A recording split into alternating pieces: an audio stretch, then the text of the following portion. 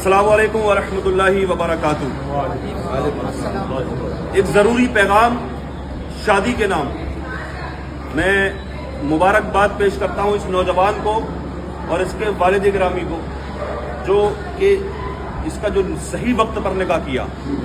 یہی عمر ہے شادی کی، یہی صحیح جو عمر ہے وہ نکاح کی یہی عمر ہے، کیونکہ حضور فرماتے ہیں 3 کاموں میں ہمیشہ جلدی کرو۔ ایک جب نماز کا وقت ہو جائے تو نماز ادا کرنے میں دیر مت کرو۔ حضور فرماتے ہیں جب کسی کا انتقال ہو جائے اور جب اس کو غسل دے دیا جائے تو اس کو دفنانے میں جلدی کرو۔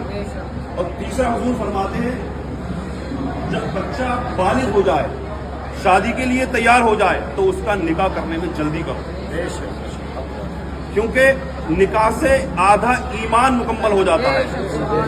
نکاح کے بعد نکاح کی عبادت ہے، نکاح سنت ہے لیکن نکاح کی عبادت ہے، اس لیے کہ جب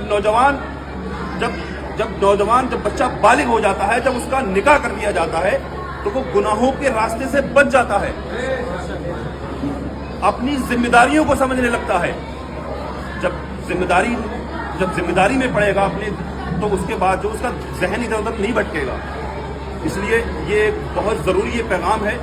کس طرح کی بات کرتے ہیں کہ بچہ اپنے پیروں پر کھڑا ہو جائے؟ ارے اللہ فرماتا ہے کہ تم نکاح کرو، پیروں پر ہم کھڑا کر دیں گے۔ اس لیے یہ ضروری پیغام ہے، اس کو شیئر کرنا ہماری ذمہ داری ہے، اس کو آگے بڑھانا، نوجوانوں تک آگے بڑھانا، بزرگوں تک جن کے بچے بالغ ہو چکے ہیں وہ اس طرح کی جو بات کرتے ہیں کہ بچہ اپنے پیروں پر کھڑا ہو جائے۔ ارے اللہ فرماتا ہے کہ تم نکاح کرو، ہم پیروں پر کھڑا کر دیں گے۔ جانے کتنی ایسی مثالیں ہمیں آپ کو دیکھنے کے لیے مل جائیں گی، جانے کتنی ایسی مثالیں ہمیں دیکھنے کے لیے مل جائیں گی کہ جب شادی سے پہلے جب لڑکا تھا تو وہ کچھ نہیں کماتا تھا، لیکن نکاح ہوتے ہی فوراً وہ کامیابی کی طرف بڑھتا نظر آتا ہے۔ اتنی مثالیں حضرت، بہت ساری مثالیں۔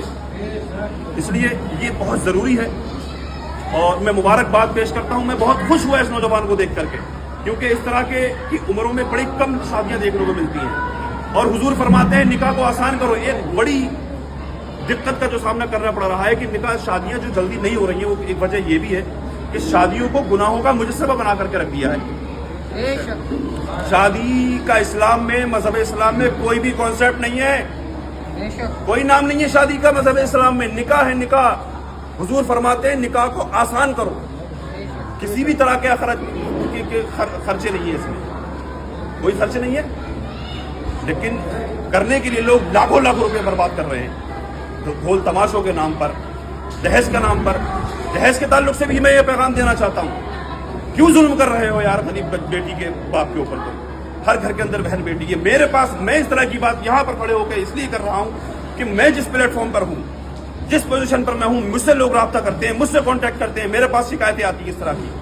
جانے کتنی شکایتیں ایسی آتی ہیں کہ جب رشتہ لگا تھا تو یہ کہا تھا کہ ہمیں کچھ بھی نہیں چاہیے، ایک جو ہے ایک چمچ بھی نہیں چاہیے، لیکن جب رشتہ پکا ہو جاتا ہے اس کے بعد خبریں پہنچائی جاتی ہیں رشتہ داروں سے، پڑوسیوں سے کہ پتہ کرو کون سی گاڑی دے رہے ہیں۔ اس طرح کی بھی خبر مجھ تک پہنچی ہے کہ اگر ایک پریس نہیں نکلی سامان میں تو سانس کھائے لے رہی ہے لڑکی کو، بہو کو اپنی، کہ کیا دیکھا محلے میں اگر شادی کہیں ہو رہی ہے تو دیکھنے کے بعد میں کہہ رہی ہے، تانے دے رہی ہے آ کر کے کہ دیکھ کتنا ملا ہے اس کو۔ وہ گھٹ گھٹ کے رو رہی ہے اکیلے اکیلے، وہ یہ کہہ نہیں رہی ہے کہ میرے باپ نے کس طرح سے کتنی مشکلات کا سامنا کر کے مجھے رخصت کیا تھا، مجھے ودا کیا تھا۔ وہ تڑپ رہی ہے، رو رہی ہے، کیونکہ جیسے تیسے تو ہوئی ہے۔ ہمارے ملک کے حالات تو یہ ہے، نوجوانوں کے حالات یہ ہے، ایک جب کنواری لڑکی ہوتی ہے تو شادی ہونا مشکل ہو جاتی ہے، لیکن خدا نہ خواستہ اگر وہ چھوٹ جاتی ہے، کسی طرح سے کچھ ہو جاتا ہے تو اس کو طلاق شدہ نہ جانے کس طرح کے الزامات لگا کر کے اس کو سانے کے لیے چھوڑ دیا جاتا ہے، اس کو اپنانے کے لیے کوئی تیار نہیں ہوتا۔ دل ٹوٹا ہوا ہے، واہ خدا میں اس بات کو کہہ رہا ہوں۔ میرے پاس دینی شکایتیں آ رہی ہیں،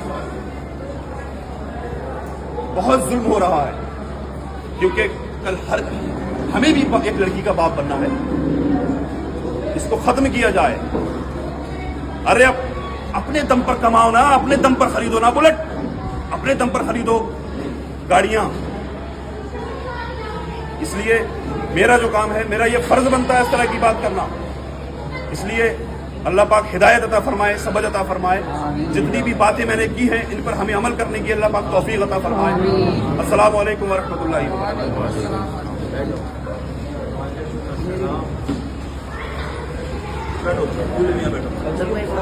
पैसे मिले यार।